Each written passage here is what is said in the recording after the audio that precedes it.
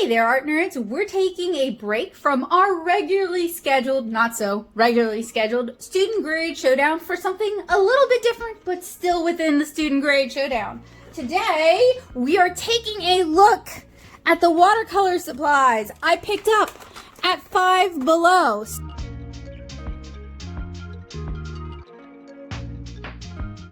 So generally, the thing about 5Below is that it's $5 or less. They do have a more expensive section with like $10 to $15 items, but all of these came from the cheaper section.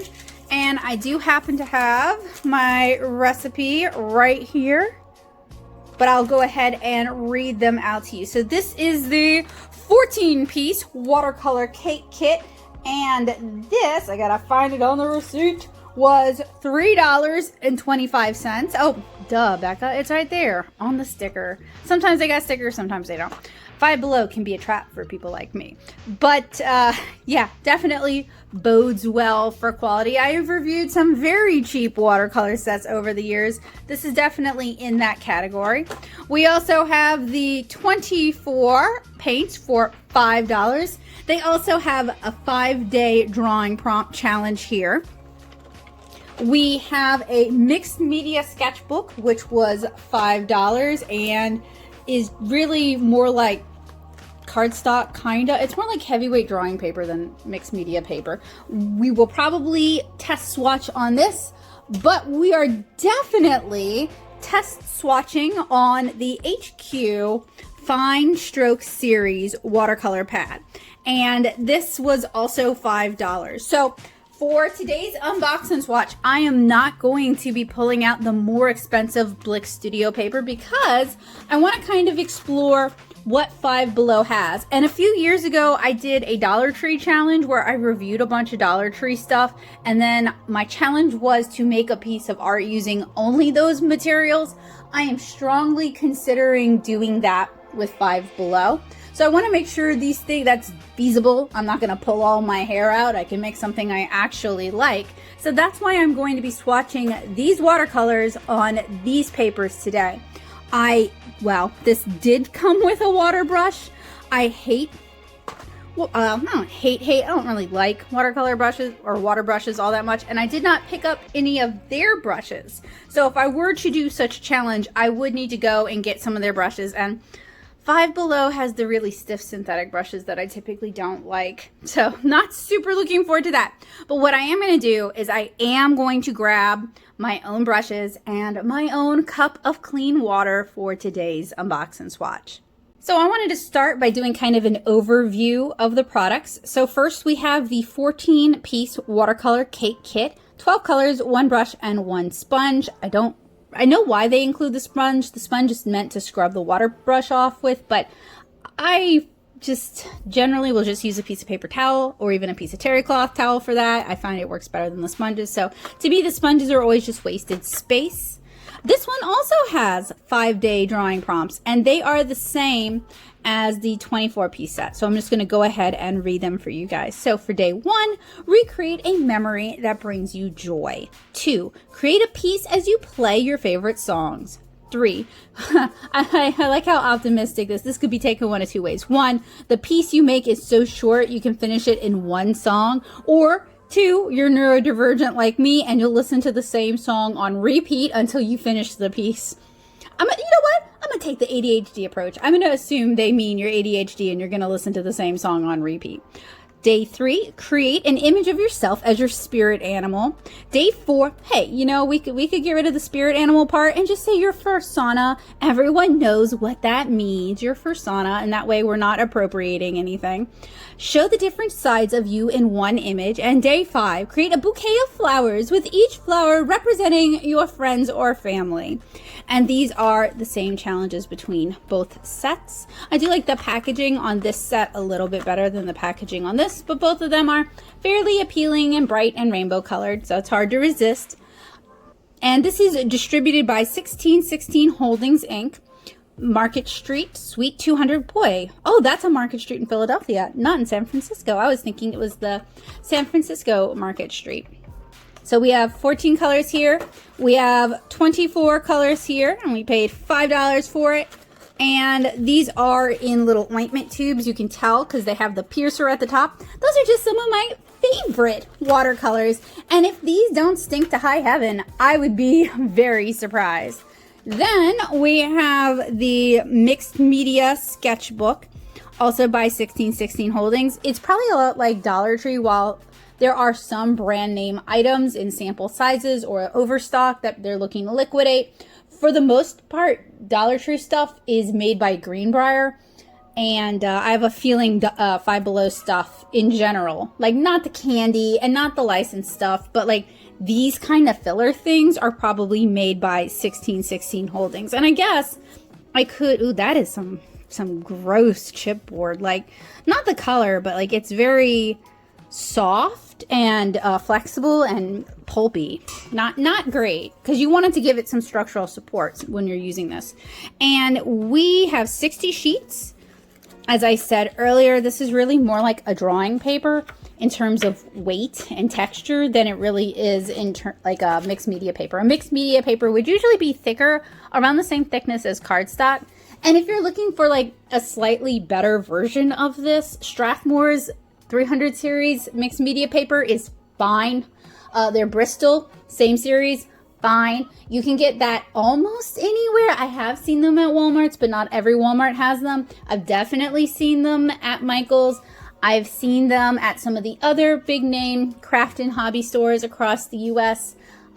Target might or might not have them. Let me know. I don't go to Target often enough to know. I'm sorry. But basically, my point is, there's a slightly better version out there that I think is going to make you a lot happier, that I have a lot of experience using, so I can vouch for it. But we're going to try this out. And I'm also going to try this with alcohol markers, but not today. That'll be a different video. And then finally, we have the HQ Fine Stroke Watercolor. This has 38 sheets. It is 300 GSM, so about 140 pounds, which is not an unusual weight for watercolor paper. This is definitely going to be a cellulose watercolor paper, so a cheaper paper. And this is their 9" by 12" size. This feels a little bit better built than the other one. It is also made by 1616 Holdings, and it is made with sustainably forested trees. The chipboard on the back is also a little bit better, but it's still kind of flimsy considering this is your structural support. And we all need some support.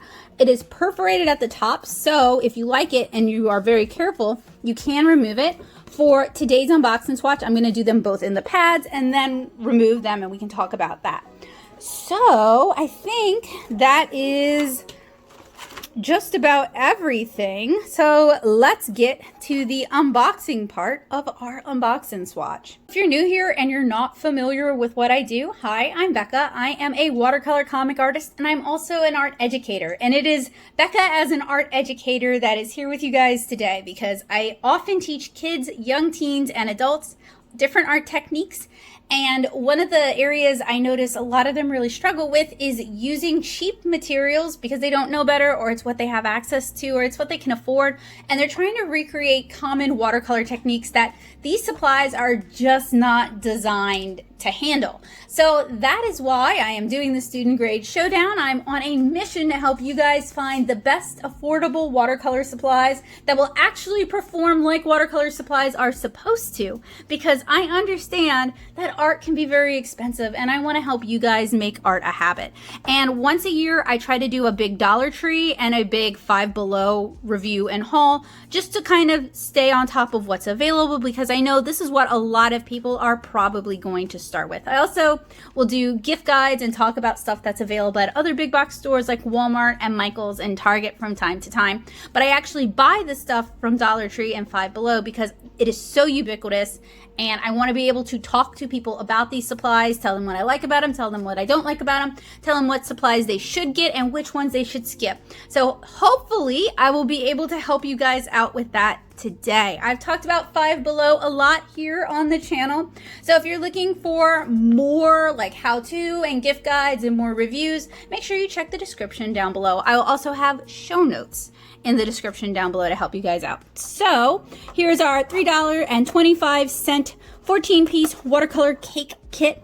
So one of the first things that caught my eye is the cake part. So typically with these kind of watercolor cakes, these are really much more like children's grade, like young children's grade, and like typically worse performing than Crayola. So we're gonna see if that's the case today. There's a little tape right there. So I'm gonna go, somebody stole my X-Acto blade, so I'm gonna use a pair of scissors for this. All right, I do wish companies would use colorful tape dots so that we could see them, so that we could easily remove them. This one's there we go. That one was a little bit tougher. Now, I will say, considering how little money I paid for these, I'm not really expecting a whole lot, and I'm not necessarily going to be super harsh on these because I didn't spend that much money on them. So this feels very, very light and flimsy. It's using the same, actually, to be honest, for $3.25, it's almost worth it to gut this palette. So we'll talk about that a little bit more in a second, but this is very similar to like the Derwent Inktense paint palettes, very similar to a lot of the plastic palettes I've talked about here on the channel, the Sakura Koi palette, the Shapiro Farben palette. So I think this is just a common base cheap palette that companies will buy to put their own stuff in. And then inside is a very cheap and flimsy liner that is really secured in there. Now, part of the reason I'm trying to pop it out is because even if I don't like the paints, I'm probably going to reuse this palette. So it's not going to go to waste. But I don't want to destroy the palette to pop this out. So I'll save that for after we've done the big, like, can Becca make a piece of art using art supplies from only 5Below? Stay tuned. So these are very, very dry, extruded, literal chiclets of paint. They look like Smarties. They look like cheap candies. And usually these have a lot of chalk in them, a lot of extenders and fillers, no pigments. They're basically dye-based. So if you're familiar with watercolor at all and you have any experience with nicer watercolors, and I literally mean anything nicer than this is not worth, I mean, unless you want to gut this palette, which I totally understand, this isn't going to be worth your money. Something else you can do though is you can even keep the liner and pry these little chiclets out and fill them with your preferred tube watercolors. You might even prefer these tube watercolors, and that's a very cheap way to get a half decent little palette. And frankly, probably a half decent little water brush. I remember when these things were like $8 a pop, and now they're like a freebie in everything. So I will test the water brush in this, since this is such a cheap review and this is such low-hanging fruit. I do think I should at least test the water brush, but yeah, not the best paints, but everything else is okay and reusable. So we could definitely repurpose this and make it worth the money we spent. Next is the tube kit, where you get 24 watercolor paints. I have reviewed watercolors from 5Below, Dollar Tree, and Dollar General before, and I'll link that down in the description below. I did that as a live stream. I had so much fun. I was kind of hoping to do this one as a live stream, but it just doesn't look like my time's really going to work out for that. So maybe I'll do this as a premiere and we can still hang out and talk about it, but it's always so fun hanging out and talking with you guys. This one also has actually a lot of hidden tape tabs, and one of the reasons I complain about it is just the fact that they're clear. I understand securing your packaging, and you can reuse this packaging even though it is very cheap and would be kind of a pain in the butt to reuse, and we'll talk about that in a moment. But I find that as someone with a disability and knowing other people with disabilities, these kind of hard to see tabs just make it harder to actually get into the thing you want to get into. They could have used cute little gold ones and it would have been so much easier to see, and it would have solved that accessibility issue. So one plus I want to give to this is I don't feel the packaging is actually, this is more reusable than I thought, because these actually click into place. I thought they were just stacked. The packaging is, for the most, this is kind of throwaway, but this is reusable, and there's not as much plastic excess as a lot of the stuff I get from Walmart. So in that regard, this is actually a step up from a lot of the cheaper stuff I've taken a look at over the years. So that's cool. So we have 24 tubes. They're little metal ointment tubes. They have a twist cap. If you've used like cheaper tube watercolors, like stuff from Daiso. Oh, I miss Daiso. Stuff from Daiso, or like Yasutoma watercolors, or just cheap watercolors in general, you'll recognize the ointment tubes, and you can tell it's an ointment tube because it's got the little piercer at the top, like if you add fungal cream.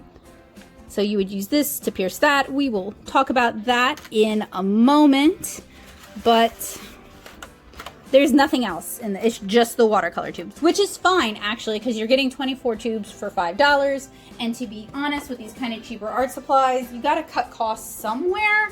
And the more pack-ins a cheap art supply has, the cheaper I know the actual thing is. So just the fact that we're getting 24 tubes is already a little like red flaggish for me.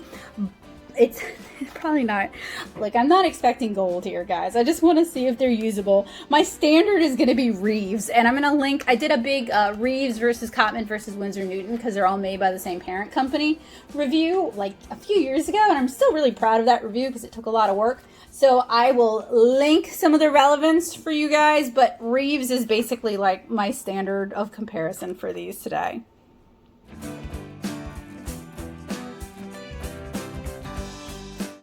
The true test of package reusability is, can I shut it? Yes, I can. If you were reusing this, you would definitely want to find some way to secure this during travel, because once you cut the hidden tape dots, it's most likely to come open on you. So you might want to rubber band it or just put it in something a little sturdier. But I do appreciate that you can use it to store your paints if you want to. The mixed media book is side spiral bound. The spirals are covered wire, so it's not just like naked wire, but it is very thin wire. And the reason that's a problem is if you have a backpack, if you carry these around, these are going to snag on stuff, and they're going to pull, and it's going to get all tangled up, and it just becomes like a big pain in the butt. So that's something to be kind of aware of if you're going to haul this around with you. They are side perforated, and some of the pages are already getting damaged despite literally just being at 5Below and then being at my house and me not moving it at all. So that's not a great sign. And it's made in India. So then this is also made in India. I wonder how many of their art supplies are made in India. So same kind of thing, top spiral bound, which is actually my preference because I find that a format easier to work with. My hand isn't bumping up against the spirals all the time. If you're left-handed, top spiral bound might also be a good option for you because it's out of your way too. These are thicker paper. This has a little bit of a texture, but not a really assertive texture, and not even the same texture that this is. In fact, I'm gonna, so sorry to bump y'all. So I have a bit of a gripe. Something I don't love is when you're selling a traditional media product and A, the art is clearly not done on that product, and B, the art is digital or heavily digitally altered. And I'm gonna have to shift a few things to kind of show you guys what I'm talking about. But for example, I'm pretty sure this is digital art. Just the way it's been morphed and melted, it doesn't really look like traditional watercolor. So to me, when you don't even bother to use the same medium that you're selling, that's kind of disrespectful to the people buying it.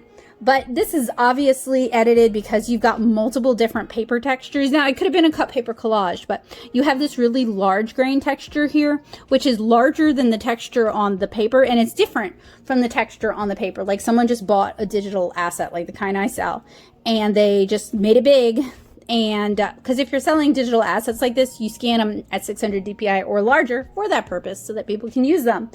But generally you wouldn't see, so this is also a typical paper texture on a cellulose paper, so a cheaper paper, which is what this is. But this isn't the texture on here. And then you have a different texture size, and it's a different, going in a different direction on the whale. Like they just cut it out. And you know, how hard would it be to just paint something? Like, it could just be some brush strokes. It doesn't even have to be good. Just use, as an artist, I'm always about artists getting paid. Like, just pay one of your interns to just have a contest on the internet and give them $100, which is a little, you know, exploitive, but it's better than that. Okay, so this is a heavier weight paper. It is obviously a cellulose paper. The back has almost a cardstock-like texture, so realistically, you could use this as your mixed media paper if you wanted to. This would be better suited to that. It is perforated at the top, and this is not going to take too many layers, but we can play around with that and kind of see for ourselves later. We're going to move on to the swatching part of our unboxing swatch. So what I am going to do is I am going to do one paint set at a time on both papers, let them dry, and then move on to the next paint set. I think that's going to be kind of the best use of my time. So cross your fingers for me that it's going to go well. And I'm going to do the swatching in time lapse, and I'm going to narrate my thoughts on top of it in case that's not apparent. I just don't swatch that fast.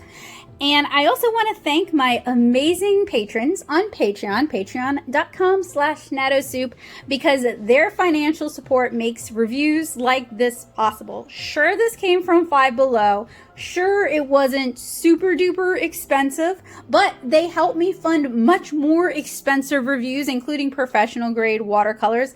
And they also help me purchase the materials that I use up when I'm doing these kinds of reviews. So if you're able to and you like what I do, $2 a month goes a long way and it is much appreciated. So I just wanted to say thank you to my awesome patrons for enabling me to be able to do fun reviews like this one that can help a wider number of people, especially people who are just starting to get into art, or they're just kind of getting interested in it and they kind of just want to do art for relaxation or art for fun, or they're on a budget.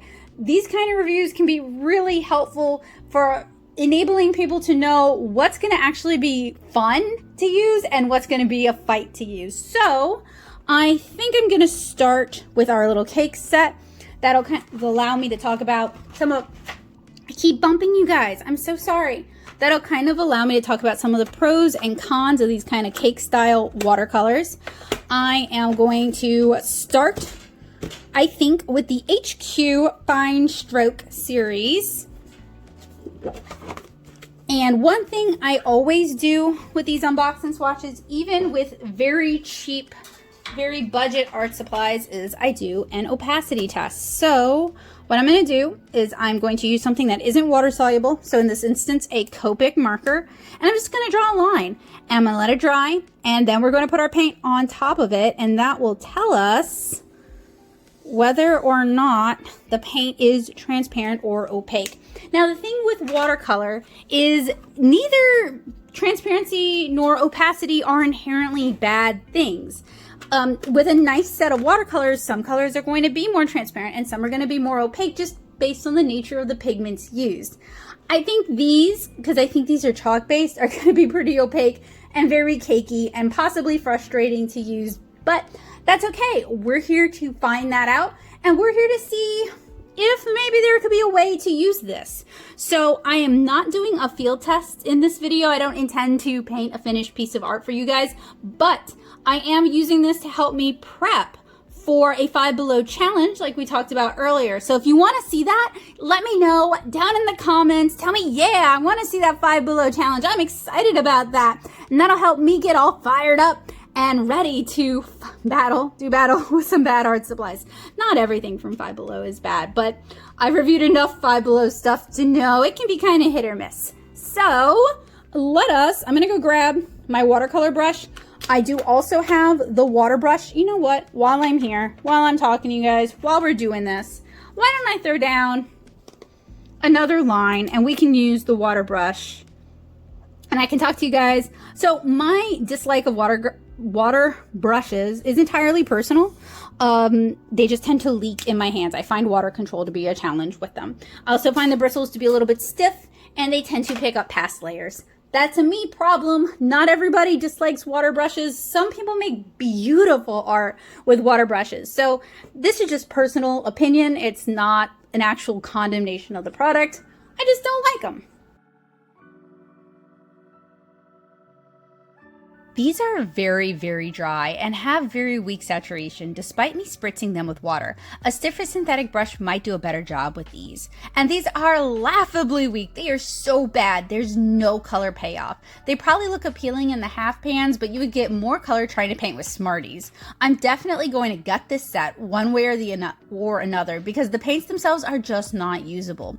The watercolor paper is pretty standard cheap cellulose watercolor paper. It's difficult to tell what it's capable of with paints this bad. It does buckle up a bit with the swatches and the water just sits on the surface, but that isn't unusual with cellulose watercolor paper.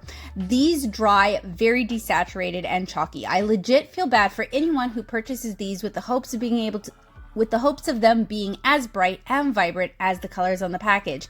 It's not you, it's the paints.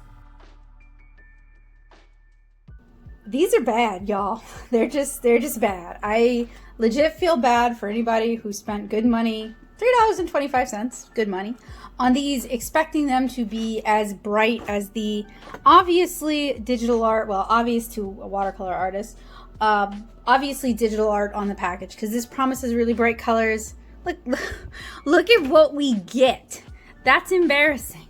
But you know, it's not money wasted if we can gut this thing and put better paints in it. So we will see. We'll see. So next up is the water brush. Pretty standard little water brush. These are really common as a pack-in.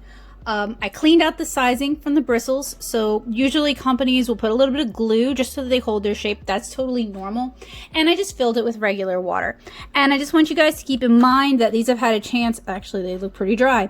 But they've had a chance to soak up that water from these swatches up here. So ideally they would be performing a little bit better, but these are terrible. I'm kind of getting the impression the only thing that I'll be able to do with these is gut the set. I cleaned the sizing out of the brush and filled it with tap water. Keep in mind that by the time I swatch these with the water brush, the paints will have had more of a chance to soak up some of the water and maybe they'll be a bit more saturated. They are definitely more saturated with the water brush, but that little sponge is basically useless for cleaning the brush. Use a paper towel instead. While the colors are more saturated, they're very chalky. Y'all know how I complain about cheap dye-based watercolors like the Xylee W set? This has the opposite problem, and they already look like painting with mud. While I think a talented artist could do something interesting with these, and it might bear playing around with a bit, these are going to be very light fugitive, and I worry that they might even just scrape off or flake off the paper, especially with more budget papers like this one. With the water brush, these are also more opaque, but again, in a chalky kind of way.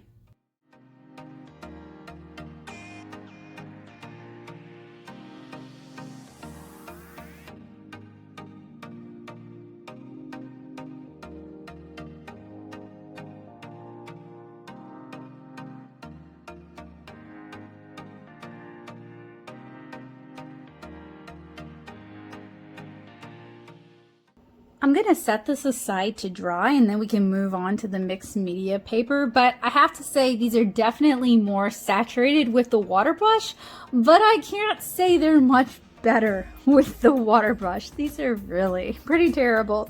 A while back, I used to review like a lot of cheap children's grade stuff because I think I was hoping I could find something half decent among all the just cheap junk. I never really found what I was looking for. The best I could come up with really was gutting the sets and reusing them, which can be a lot of fun. That is going to be the fate for this set for sure.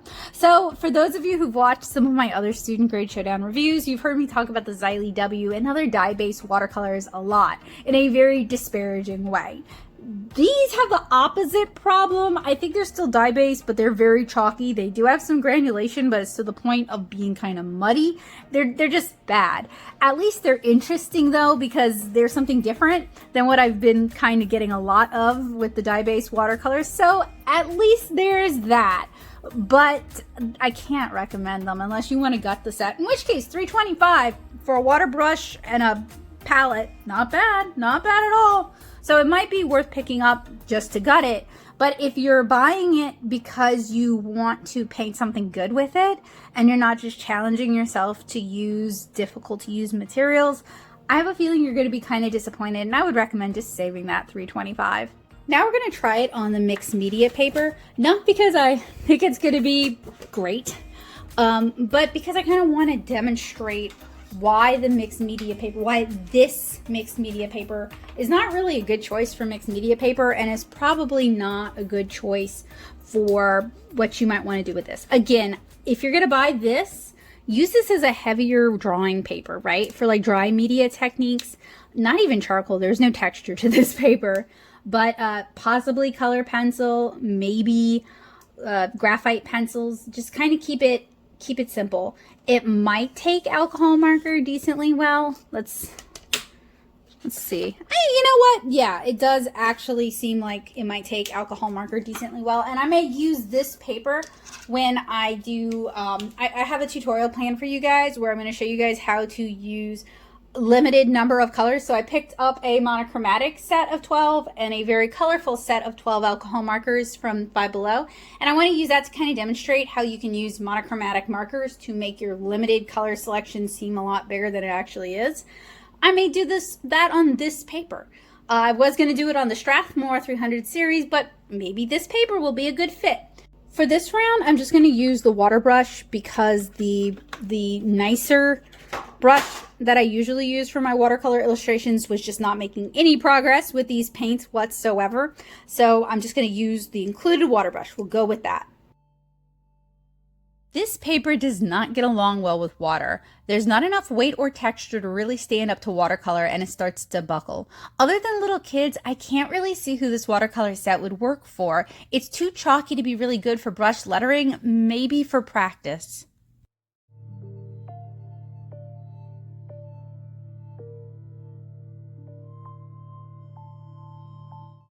So to test out that theory, I attempted some brush lettering with the included brush, and I think they're just too chalky and muddy to be good for that either.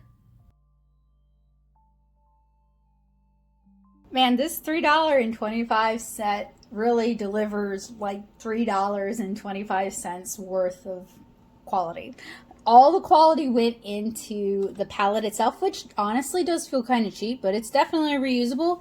And the water brush, that's where your $3.25 went. Everything else is kind of just filler. I can't really imagine who this set is for other than somebody who wants to gut this set, which more power to you. Or maybe like a much younger artist, or maybe just, I mean, originally I thought maybe brush calligraphy, because sometimes the colors can be really pretty and then dry like garbage. And if you're just doing it to record, if you're gonna take your photos while the paint's still wet, you're probably not selling it, and you probably don't care how. I mean, it'd be great if it looked good when it was dry, but it's probably not the end of the world if it doesn't. I can't even see this set being good for that, because it's definitely not really an aesthetically pleasing set. So I think it's just cheap stuff for the sake of being cheap stuff, and considering I got it at 5Below, and I do legit feel like the palette itself and the water brush are probably worth the $3.25, I can't really be mad about it. This mixed media paper, though, that's kind of a different story. It's already starting to buckle, to ripple. It doesn't have enough of a texture, so usually, unless you're buying like a hot press mixed media paper or an illustration board, you want some texture to your mixed media paper, because it should be able to grab your graphite, your color pencils, your charcoal, your watercolor. This is really just more like kind of a smooth, heavyweight drawing paper. It's not thick enough to be assertive for watercolor. It doesn't have enough of a texture to be good for watercolor pencils or color pencils. And I mean, frankly, it's just not really a good watercolor paper. It might be okay for markers. It's kind of thin, and it's definitely kind of a thirstier paper for that. So it's probably going to be a marker killer. But of the uses, markers and drawing is probably really your best. Maybe cut paper, but it's so thin that any glue would start to like make the paper warp from the moisture in it. I don't know. It's not a good fit is basically what I'm saying. There are better mixed media papers out there. And my concern, my frustration with this is I don't want someone to buy this And when it doesn't work out well, when they can't make the art they want to make, I don't want them to blame themselves. I don't want them to think they're just a terrible artist. I can remember, and I can remember for years thinking I was a terrible artist. And I was a terrible artist, but the materials I was using were not helping. I was not really learning the practical skills I needed to be learning because the materials just couldn't do those things. So my progress was really limited because even though I was buying them where I could buy them. So Walmart was a big place where I'd get art supplies and I'd buy what I could afford, which was the cheapest stuff they had. So I just remember getting kind of depressed and really stagnating. And I think this is even more prevalent now where we have TikTok and YouTube and you can watch people working, and comparison is even more of a thing than it was when I was a teenager because we just had LiveJournal and DeviantArt and Neopets. So that's why I'm so hard on these things, is I want to make it crystal that the flaws are generally with this and what those flaws are so that you don't blame yourself for that. So that if you do buy this, you know where its weak points are going to be and you're more forgiving with yourself. If you buy it with an air of like, I'm going to use it as a sketchbook, I'm going to experiment in it, not everything's going to turn out great, I think that's a healthy mindset. But if you're buying this to use it as mixed media paper and you want to make something good, like you want to be able to turn assignments in using this paper is going to disappoint you. Please, if you can afford better, don't use this paper. Even poster board from Dollar Tree is going to be better for at least like acrylics and alcohol markers because it's going to be a heavier weight. So that's why I can be so harsh. It's not that I'm trying to be judgmental. Well, I'm being judgmental of the supplies, but it's because I have been kind of put off from, or I was put off from traditional art for years because I only had access to really cheap, poorly made art supplies that were sold at kind of a markup. And that really kind of made it hard for me to believe in myself as a traditional media artist. I really kind of thought it was a waste of money because they just weren't doing anything for me and I wasn't getting any better. So I just don't want people to blame themselves when the supplies are kind of struggling. We have Swatch, the cheaper $3.25 watercolor palette, on the watercolor paper and on the mixed media paper. Not digging the mixed media paper. The watercolor paper, it's actually hard to tell if it's any good because these paints are so crummy that I can't tell you anything about the paper because the paints are so distracting. So we're going to set this aside. I will gut this another time and I'll show you me gutting it so that you guys can take some inspiration from that if you so wish. It's a good use for cheap palettes where you hate the paint but you like the palette. Next, we're going to be taking a look at this big whopper, the 24 watercolor paints. So let me clear off the desk, make some space, and we can take a look at these. So for the cheaper set, I am not going to do the color mixing test or the wet into wet test that I would normally do when reviewing student grade watercolors. I don't think any good will come of that. I'm not even sure if I will do that with this set, but we will see. So what I want to do is I want to go ahead and pop the top on all of these. Let me start. Let me do this in a satisfying way, okay? So we're gonna start with like burnt umber. So what you do with these ointment tops is you use this pointy end and you just push it. There you go. And you end up with paint on the cap, but that's what you do. So I'm gonna do that for all 24 of these.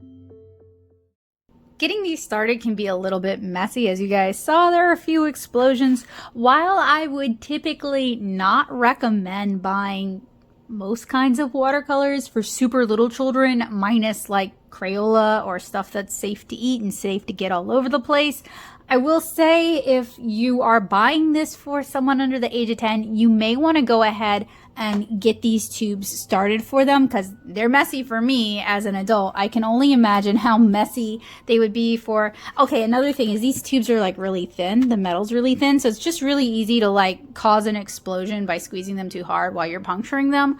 I can see somebody who's never really done this before getting it all over the place. So you might want to help someone open these if you are buying them for someone or if they bought them for themselves, because these kind of ointment tube watercolors, they just have a tendency to be really flimsy and really messy. And I would hate for, you know, the paint accidentally going everywhere to be a reason for these to be confiscated. Because I don't know about you guys, but I had a lot of makeup and art supplies confiscated from me as a kid because I was a mess. I'd get it on my hands and it would get everywhere. And that's why I'm kind of weird. Well, that and sensory issues, why I'm kind of weird about getting stuff on my hands now. So I'm kind of trying to figure out how I want to go about swatching these. Usually with tube watercolors, I go ahead and I decant them into half pans, but I feel like that will probably be a waste of money with these. But I also kind of want to see if these work better being reconstituted. But you know what? You know what we'll do? We'll go ahead and swatch these. If they're half decent, then I'll try decanting them into half pans. That's something I do with cheap watercolors because sometimes that makes them perform better. Like the Reeves watercolors behaved a lot better after I dried them out in half pans, but the Arteza watercolors they just fell apart basically after I dried them out in half pans. So that's a usability issue that can be good to know. Regardless of how I decide to handle these paints, I'll probably just go grab a ceramic palette in a moment. I am still going to start with our watercolor pad, and we are going to do 2 lines on this paper because we are still testing for opacity. And I'm going to try to do 12 on each line, which should be pretty simple because they are kind of divided into 2 neat halves. And then once we finish with this paper, we're going to move on to testing it out on the mixed media paper. And I'm basically going to use the swatches to determine whether or not it's even worth doing further testing, whether we're going to do some color mixing, whether we're going to do the wet into wet test. So if they perform well, then they get to progress. If they perform poorly, then probably not.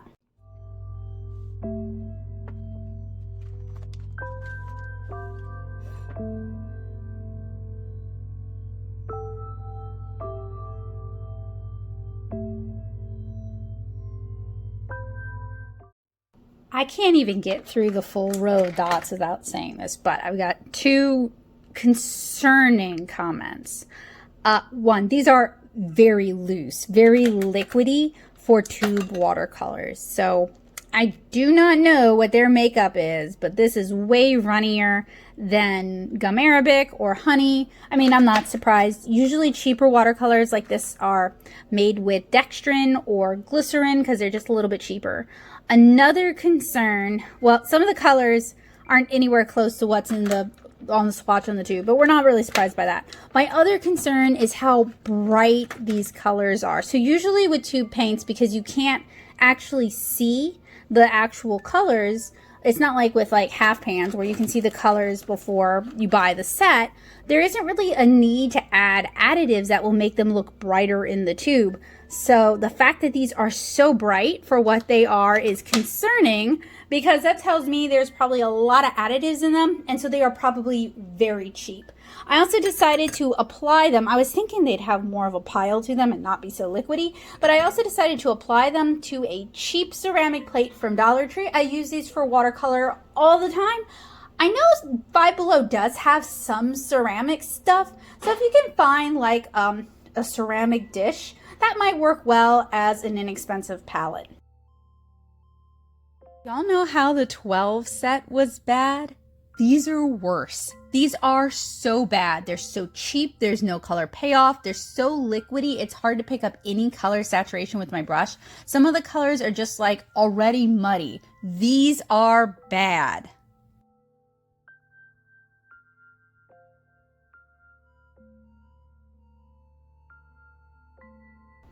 I'm not even halfway through swatching these. I only got 12 colors in, and I have to react to these. I just have to. Y'all have to hear it. I wish now that I'd done a live stream so that you guys could see my face. These are so bad. These are just so bad. I don't know how you can call them watercolor, and yes, technically we're using water and they are color, I get it, but like they don't handle at all like watercolors should. They're way too liquidy. Like when they came out of the tube, they had no body to them. They were just very liquidy. They handle like painting with soap.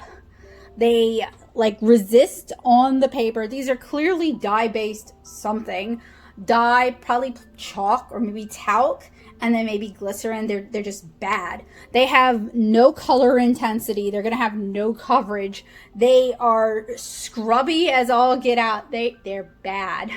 These are bad.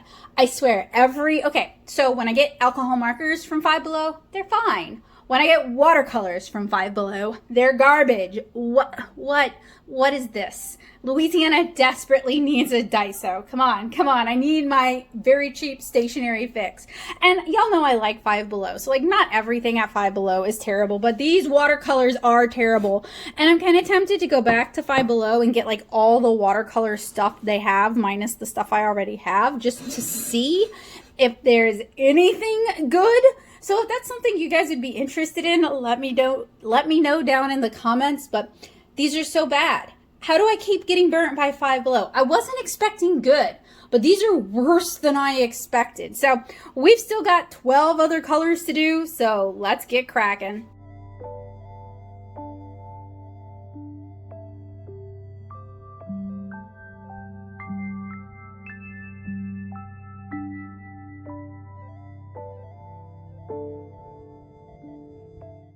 These don't all stink, but several of the colors do stink. I like how I can't even get through like a full anything before having to like interrupt it and give you guys some commentary. But part of the joy of these is watching me struggle and watching me flounder, so I get it. Have to share that with you guys. But you guys can see how liquidy they are. I am not used to tube watercolors being this loose, being this runny. Like that's not a normal thing. That's not something we're looking for. That's I don't know, these are weird. Whatever these are made of, these are weird.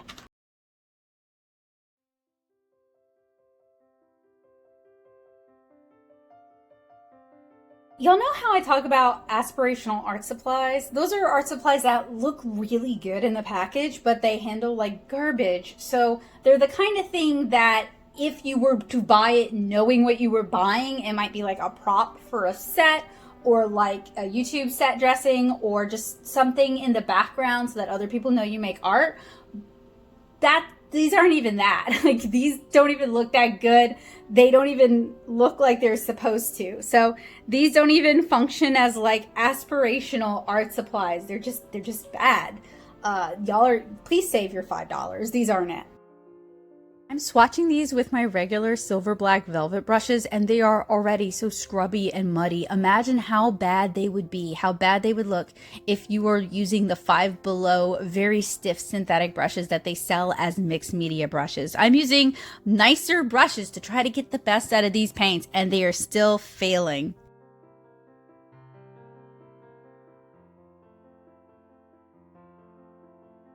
Both of these sets are just bad. I am not going to do color mixing with these. I'm not going to do the wet into wet test, that is for sure, with these. And I'm standing here looking at them like, how am I going to do? That's going to be a real challenge to take. I mean, their alcohol markers are fine, but their watercolors these are terrible. These are just really, really bad. Please save your $5 and spend it on something better. If your 5Below sells better watercolor supplies, if your 5Below sells watercolor and art supplies in their like up section, their $10 and $15 section, let me know. But mine doesn't. In fact, neither of the two that I check out regularly do. So that 24 set is like the best they got to my knowledge. I know, kind of like Walmart, different stores will sell different things, and it kind of depends on what the community wants. And something that's really bumming me out is when I was at that 5Below, there were a couple of teenagers who were really, really excited that 5Below had watercolor supplies. And I feel so bad for them because these are bad watercolor supplies. And I'm racking my brain to think of anything that is price comparable to, you know, like in the $5 range. You just can't. You're just not gonna get 24 watercolors for $5 and have them be passable. The economy of scale just isn't there. So I'm frustrated because I would rather see a smaller offering, like fewer paints, like a half decent 6 set for $5 than 24 all garbage, dye-based, weird watercolors. And if I sound like I am being harsh, I mean I am, but I'm not trying to like put you guys off. I'm just floored by these. These are really, really bad. And I mean, I paid $5 for them, so I got what I paid for. But I feel really bad for all the teenagers and the kids who live in rural areas, like I live in a rural area, and like, unless they know about David's Art Center, which unfortunately a lot of them don't, they think Michael's, 5 Below, Dollar Tree, Walmart is where you get art supplies. Michael's is kind of overpriced, and 5 Below and Walmart typically have really terrible sets. I think for a while Walmart was selling that folding fan palette. I bought one from them and it's somewhere, and that was like around $15. And I've reviewed its cousins and it was fine. It is fine. That's going to be a better watercolor set than this. Years ago I reviewed the Simply Watercolor set by Daler Rowney from Walmart. That is about as bad as this, maybe a little bit better, but still really bad.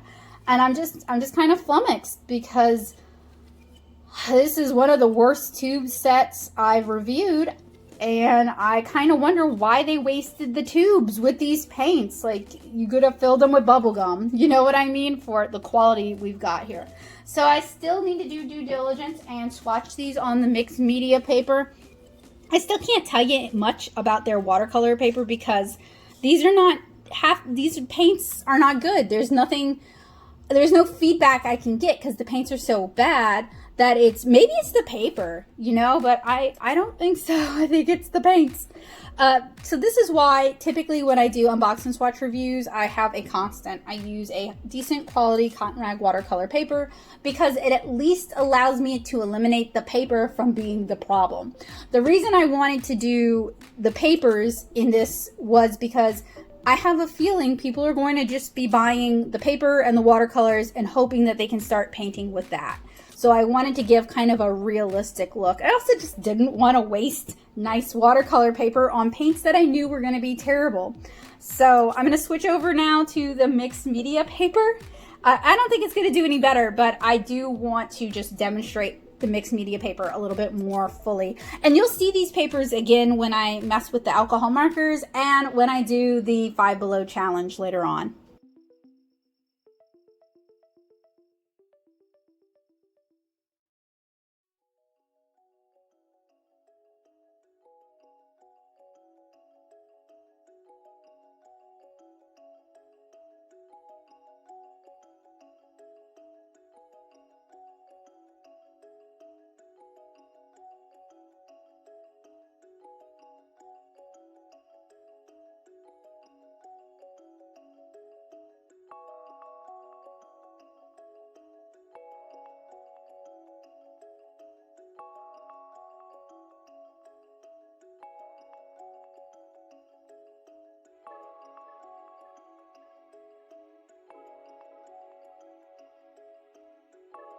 We knew these paints were bad.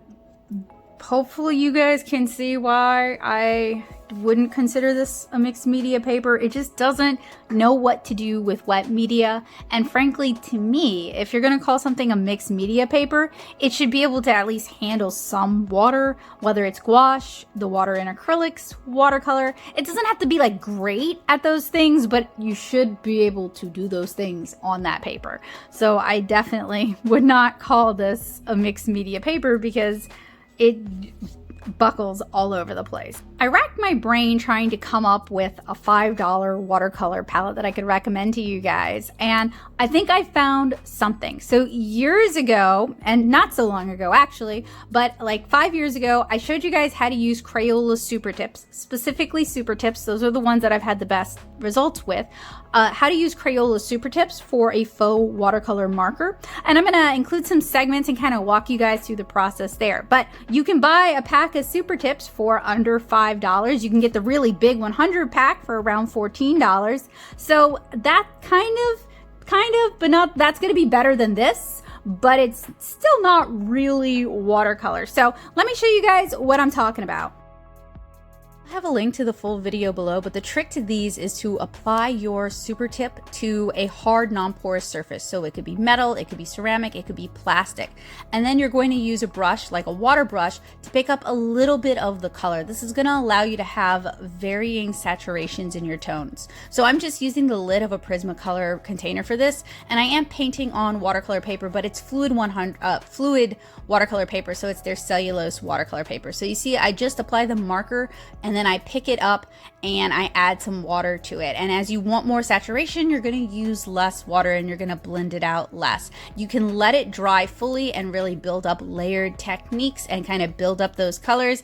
And if you're going to start using the marker directly on the paper, I would recommend allowing it to dry fully, because the markers can have a tendency to tear up paper. So this is a good way to kind of get more nuanced art out of your super tips without tearing up your paper. But I do recommend you use a heavier weight paper like fluid or like Canson XL for something like this, rather than using sketchbook paper or cheaper mixed media papers. But this would be cheaper or about the same price as these sets. It'd take a little bit of getting the hang of it, but you would be able to actually execute watercolor techniques with these in a way that I don't think you can do with the 5Below paint. So I think this would probably be a better fit. So I wanted to take this to the nth degree because I am a bit ridiculous. So I am doing another version of it. This is on Canson XL watercolor paper. I'm using a ceramic palette for my color mixing. So all that color you see on the palette, that's from the markers. And I'm doing what I mentioned earlier, where I'm using the markers to achieve like lighter tones by applying it with a water brush, letting that dry, and then going back over it with the marker to build that up. You can also wash out, you can create gradiated washes by applying the marker directly to the paper, and then very quickly while it's still wet, that's the big trick, is while it's still wet, going in with a water brush and kind of blending it out a bit. But you're going to have the best success at getting like really soft blended tones, watercolor-esque techniques like what I have here, by applying it to the plate or some scrap plastic or some scrap metal, whatever you have on hand, and then picking it up with a watercolor brush and then applying it. So I think this is a better solution to very cheap watercolors than the 5Below watercolors that we've been looking at today.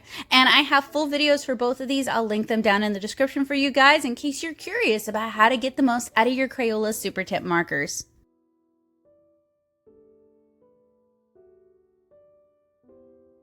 Now, in terms of actual watercolor, I have dunked on the Crayola washable watercolors before just because I have really, really poor luck with them. These are the Crayola educational watercolors, so they're actually much more saturated than the washable watercolors. They do still use a glycerin base and they can still be kind of soupy and gloopy, but they're a lot easier to use than the washable. So with these, I'm doing side-by-side swatches between the regular washables and the Crayola educational watercolors, and as you guys can hopefully see, the educational watercolors are much more saturated. You get a lot more color. I think these are dye-based. That would make them washable. Dye base plus glycerin would make them more washable than if we're using pigments, which can be staining. There's actually a lot of cheaper student grade watercolors on the market that could be a good fit for you and for your watercolor needs on a budget.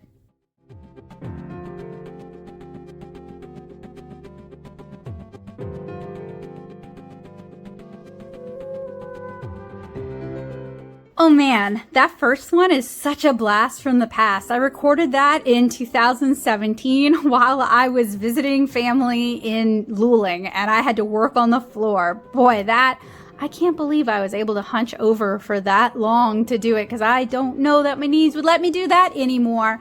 But that's a really fun hack. I think it's a great way to kind of make the most out of inexpensive art supplies, especially art supplies that people tend to snooze on. And I actually think I like Crayola Super Tips as watercolor markers a bit better than I like them as just regular markers.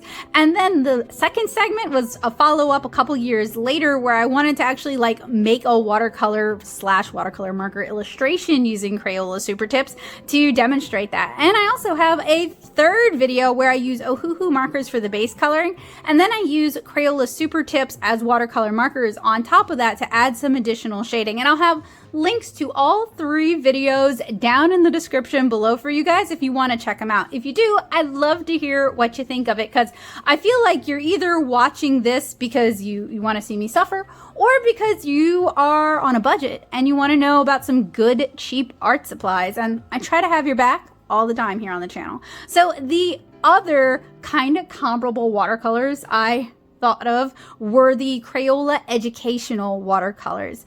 And I generally don't really like the Crayola washable watercolors because I just really struggle to use them. Some artists can use them and make cool things. I cannot.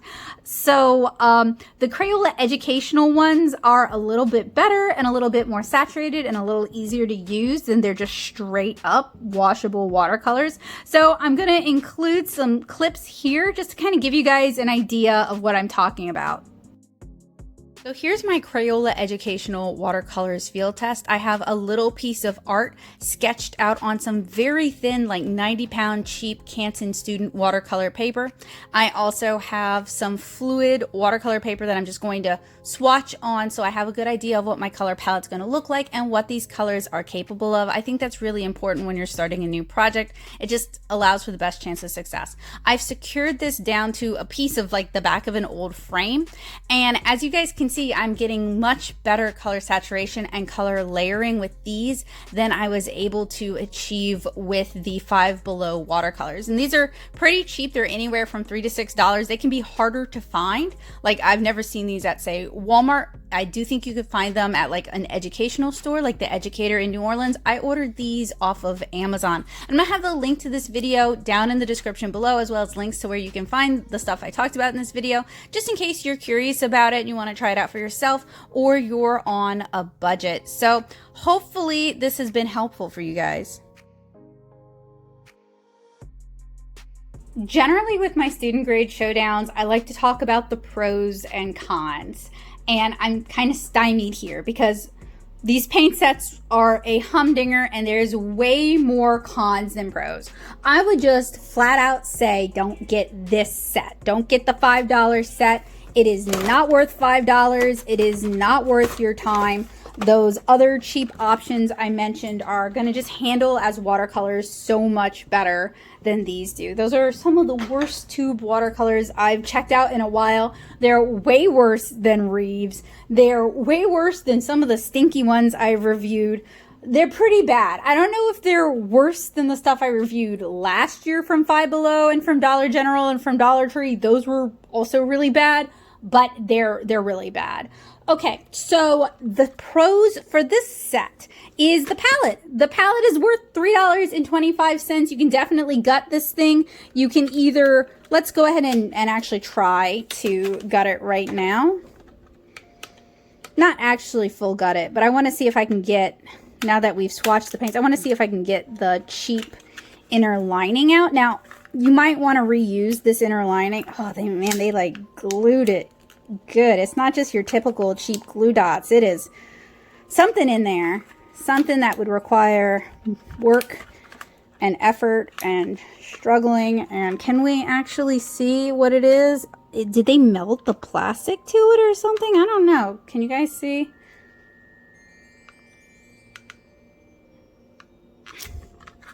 I don't know. But the goal would be, oh, I'm going to end up ruining this liner. You can remove this, but then you get all the like sprues and stuff on the inside. So you can't just put half pans in it like that. You'd have to put like a piece of cardboard down and then put your half pans on it. What I was hoping to do was I was hoping that oh, these are thick for what they are. I thought they would be like the real thin, cheap chiclets. I mean, they still are, but they're thicker than I expected. Yeah. So, ooh, I don't know about that. So there's a glue dot in the bottom of that, and I was gonna say you could clean it out and fill it with paints, but I don't want to. I don't want to do that because it's just got it. Awesome. Yes. Oh, it's hot glue. Okay. So what you could do with this is you can clean this up, put a piece of cardstock or a piece of thin plastic if you got it. Like you could cut it from the lid of like, I don't know, any product ever. You could use clamshell for this. You could use cardboard, make a liner, and then go ahead and put your half pans in this, because this in and of itself it's not really worth $3. Now that I'm looking at it, it's more like $1, but it's not the worst. I wouldn't recommend going out and buying this specifically. You can do the Altoids tin method, and that would be cheaper, and you get free mints. The water brush is fine. It's not a particularly leaky water brush. The bristles are all going in the right direction, so it's a fine water brush, and it worked. So the pros of this beautiful set is the palette and the water brush aren't half bad. So with the watercolor paper, I could not, just from today's reviews, I couldn't really determine whether it was half decent as a watercolor paper or not. I guess we could pull out some watercolor, like some nicer watercolors, and see. I guess I will do that. So give me a sec. We'll figure this one out. This is not the mixed media paper is not a watercolor paper. It doesn't take watercolor. It is way too thin. You guys see it curling up on us. I can't really tell much difference between the colors on this and on their watercolor paper, so maybe that's not a good sign. I think this might take alcohol markers okay. We will test this out later on with the alcohol markers. We're not going to do that today. So the more info about the mixed media palette coming soon. I would say it's like heavy drawing paper-ish. And if you're going to buy drawing paper at 5Below, don't get their sketch paper. Their sketch paper is terrible. I reviewed that last year. This is going to be better. Just in terms of stability, this is going to be better than that. It doesn't have much tooth though, so for color pencils, for charcoal, this ain't really it. So to test their watercolor paper out, I brought out a known quantity. This is the Core Mini palette. This is a professional grade palette that I use all the time, and I use it on cellulose paper. When I do those paper children designs, I'm usually using the Core. In fact, I think I'm always using the Core palette. So this is a palette that gets used with cellulose paper pretty frequently. Typically cheaper cellulose papers, they can't really take a lot of layers. I thought I had an example handy. I will go grab one. I have some examples on Canson Canson XL watercolor paper, which is the cheaper watercolor paper that if I'm gonna grab a cheap cellulose paper, that's the one I'm gonna grab. And you can get it at Michael's for around $10. You used to be able to get it at Walmart for around the same price. So it's not really expensive, and it's pretty easy to find. Okay, so here are a couple of examples that were painted on Canson XL watercolor paper. I think I might have used the Core palette for this, but I might have used my Daily Driver palette for this. It doesn't really matter. So basically I can do some layering, I can do some wet into wet, but what's most important to me is the fact that I can do layering and kind of build those colors up. With a cellulose paper, your water isn't ever really going to soak in. It's going to stay on the surface. So it's going to take longer to dry because it has to basically evaporate for it to dry. So if you live in a humid area, it could take a long time. And since it's not soaking in, your wet into wet techniques are all on the surface. So you're not going to be able to get these like really nice, nuanced, soft wet into wet blends. The pros is it's very cheap. It is super common to find cellulose papers. Usually the ones that don't tell you what they're made of or say acid free are cellulose paper. Cotton rag papers like to brag that they're cotton rag papers, and they tend to be more expensive and a little bit harder to find. So, you know, I paint... Oh, actually, now's a great opportunity to talk about it. So if you guys aren't familiar with what I do, I am a watercolor comic artist. I mentioned that earlier. I'm going to show you guys some of my watercolor comic pages. Those are from my webcomics, 7-inch Cara. Those are painted on Canson Montval cellulose watercolor paper. So these are some of the earlier pages, but I want to show you guys some of the later pages because I haven't switched my paper because it works decently well for watercolor comics. It is fairly economical, and when you're painting hundreds of comic pages, you need it to be economical, and it comes in the right format, the right size for my comic pages. So I can do some wet into wet blends, I can do gradients and some transitions, I can do a lot of layering.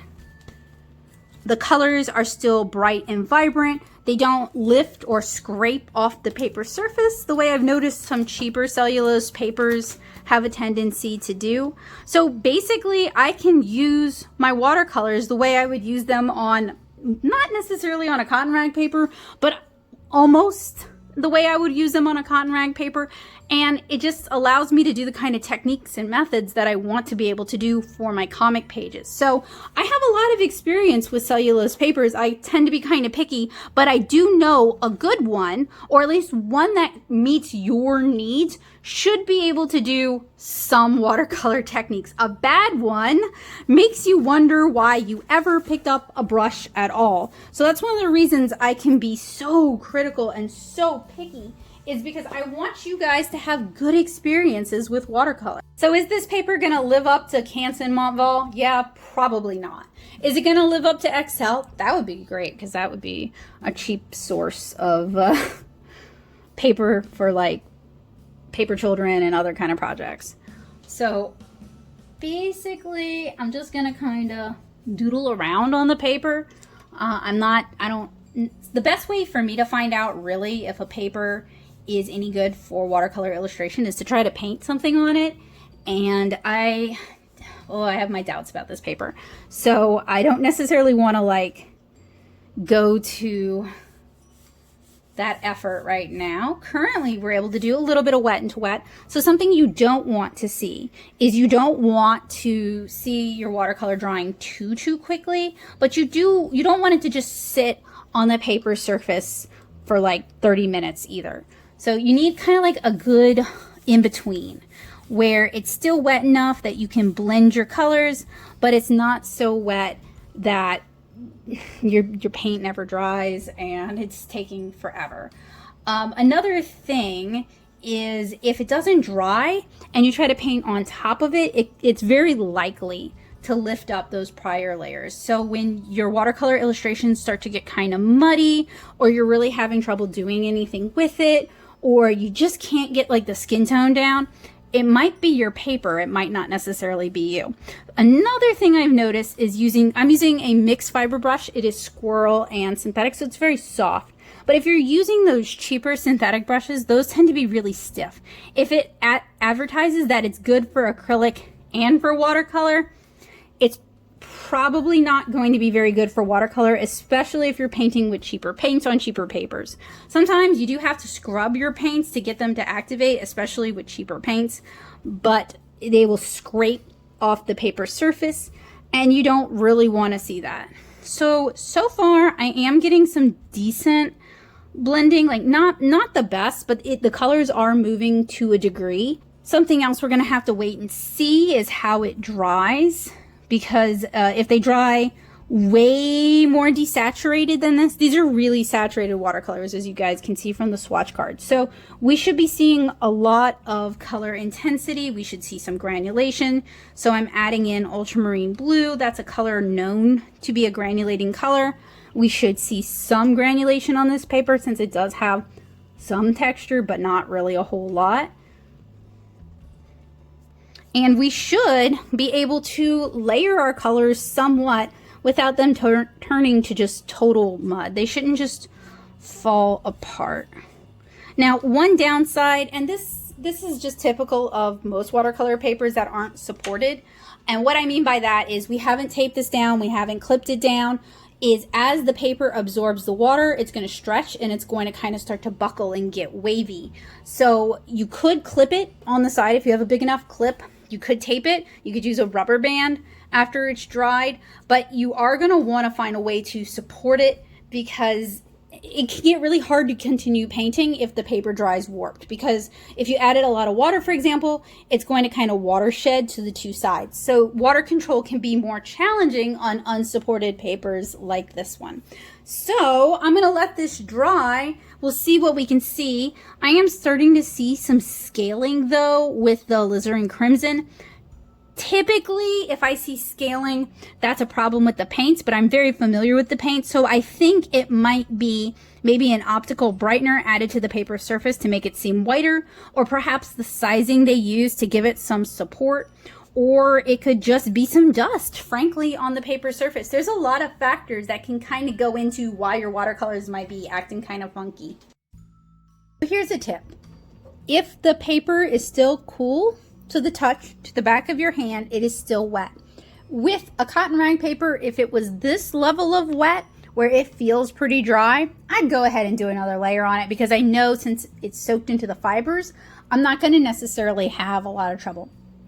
With the cellulose paper though, I think I am going to be generous and let it dry some more. But this dried super quick, and I'm in Southeast Louisiana, guys, and it's been raining almost every day for the past week. So humidity is not super low, but that's not necessarily uncommon with cellulose papers, because it's not like it has to evaporate from the interior of the paper. It just has to evaporate off the surface. So as long as it's not like standing puddles wet, which can be a common problem with cellulose papers, dry times are usually shorter, although I wouldn't say workable dry times are shorter, if that makes sense. I'm just going to do one more layer on top of this, and we're just going to see if anything starts lifting up or turning to mud. Sometimes that can be harder to tell with something as abstract as this, because if we were doing like an act like pictorial work, it would be more noticeable. I am noticing a little bit of lifting up when I did the Indian yellow. Actually, that might be quinacridone yellow. I don't remember. On top of the ultramarine blue, a little bit of lifting, but not too bad. I will say with a cheaper paper like this, if you're also using cheaper watercolors, so generally you can afford to go cheap with like one thing, right? Your paints can be cheap or your paper can be cheap, but if you do both of them cheap, it can be a little bit more challenging to execute the kind of techniques you want. Typically, I would say, well, that's an iffy one. I generally would say go with the nicer paper because cotton rag keeps its secrets, but you know, cotton rag can be really price prohibitive, and it can be really difficult to justify spending that kind of money and then, you know, ruining the paper because you're still learning. So in this instance, I would say go with the nicer paints. Now, that said, this paper will probably take the Crayola marker technique pretty well. That probably won't be a problem because that's just a different way of handling it, and Crayola markers are dye-based, so I would use a cheaper paper for that technique anyway. That's not really a big deal. But there are some not budget breaking, slightly more expensive, slightly nicer watercolors out there, like the Mei Liang Pigments palette is around $20. Sometimes it's more, sometimes it's less. The Mozart Komorebi palette is in around the same ballpark. It kind of depends, and inflation has made everything a little more expensive than it used to be. So those are going to perform better on this paper than, you know, the 5Below super budget watercolors we were literally just looking at and I was literally just dunking on. But this seems fine. It seems particularly decent at layering. So, you know, if you want to paint on this, I wouldn't necessarily do a lot of wet into wet. I would do maybe more just kind of simple layering and glazing techniques where you just layer increasingly saturated color on top of one another. I don't necessarily think this paper would stand up really well to like a really saturated undercolor and then like a glaze of a lighter color on top of it. Some papers do better with that than others. I also don't necessarily think this paper would be the best for like repeated layers of wet into wet. I feel like it would maybe start to fall apart, but this is kind of pretty. This has got like some nice abstract vibes to it. The problem, like I said earlier, is it can just be really hard to tell when we're painting something abstract how well a paper is actually performing because we're not trying to stay inside the lines. We're not trying to keep one color from bleeding into another until we want it to bleed into that color. You get what I'm saying? Like, we're a little looser, so our expectations are a little bit looser, and that can make it a little more challenging to actually judge if something is performing well or not. That's why when I do the field test, I tend to paint more pictorial subject matter, whether I'm painting from reference or I'm painting an illustration that I've invented. It just gives me more points of failure to look for and more things to test than just kind of doing what I'm doing right here. I mean, this is fun. I don't feel like I get to play with watercolor often enough. So this is kind of neat, but this isn't 100% going to tell us everything we need to know. The only thing that's really going to tell us what we would need to know regarding this paper is actually trying to execute an illustration, which I'm not going to do today. With high quality professional grade watercolors, the colors dry really muted and desaturated on a cheaper paper like this one, so it might not be such a good fit if you like bright saturated colors. The verdict's still out on 5Below's watercolor paper. It seems okay. I would treat this as a watercolor sketchbook rather than something that you do finished illustrations that you're excited about on. I think it's probably great as a watercolor sketchbook, and I would also maybe use it as like a mixed media book, a heavier paper like this. While it's a marker drainer, it's good for markers. You can get a lot of blending in. It should be able to take some acrylic. It can take some watercolor. And it has enough texture that it can kind of take some color pencil. So this would be more of a mixed media paper in my mind than the mixed media pad we just took a look at. So has 5Below gotten any better with their watercolor supplies? No, not really, no. These are terrible. The mixed media paper is very and the watercolor paper is maybe so. I still want to do a 5Below challenge, but I'm kind of frustrated by like how bad these were. They kind of feel like they might be worse than the stuff I reviewed from Dollar Tree a couple years ago, and that's a low bar. But you know what? I think it'll be fun. I hope you guys will enjoy it. And I really hope that today's unboxing swatch was useful, helpful, and informative for you guys, if only to point you in a direction that might make you happier. So the mixed media paper, more like a heavy drawing paper. The watercolor paper, okay. The 24 watercolor paints, absolutely not. Please don't waste your money. And the 12 watercolor palette, it's fine if your intention is to gut this palette and kind of redo it. But for $3.25, you can buy like 2 tins of Altoids and you get the free mints. And that seems like a better deal to me.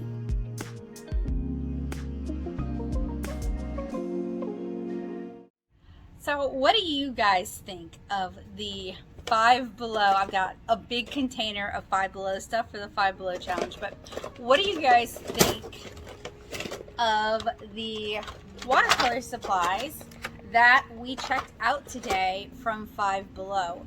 Do you think they're a hit? Do you feel like they're a miss? Am I missing something? Do you have experience with them and your opinion differs from mine? Do you have like some secret tip or trick to making them work better? Please let me know down in the comments below, because I think they're terrible and I think they're a waste of your money, and I hope I'm missing something or I'm wrong about something, or that you'll skip these because they're not great and I'm a little afraid for the 5Below challenge. Speaking of the 5Below challenge, I have a bucket here of art supplies that I picked up to kind of facilitate me doing that challenge. I went back to a different 5Below to pick up some supplies for that. And I've already shared the haul and mini reviews for all of those. So if you're interested in the other supplies, you should check that out as well. And if you haven't yet, please consider subscribing so that you guys don't miss the 5Below challenge. I'm kind of like hesitant to be like, make sure you watch me struggle with art supplies. It's gonna be great. But make sure you subscribe so you can watch me struggle with art supplies. It's gonna be great. I hope this was helpful, useful, and informative for you guys. Whether you saw something you liked and you were like, she's wrong and I'm gonna do this anyway, or you think the watercolor paper has potential or it might fit a specific need you have at a price point that works for you, or if you were like, oh no, I didn't know those were that bad, I'm gonna skip them now. I hope that this was helpful, useful, informative for you guys. I review art supplies so you guys don't have to. I want to help you find the best art supplies for your budget, your ability, and your needs. So if I did a good job, leave me a big old thumbs up. And hopefully I'll see you guys again soon with either another art supply review, another tutorial, or with another challenge. I hope you guys have a wonderful day, and I hope to see you guys again soon. Bye!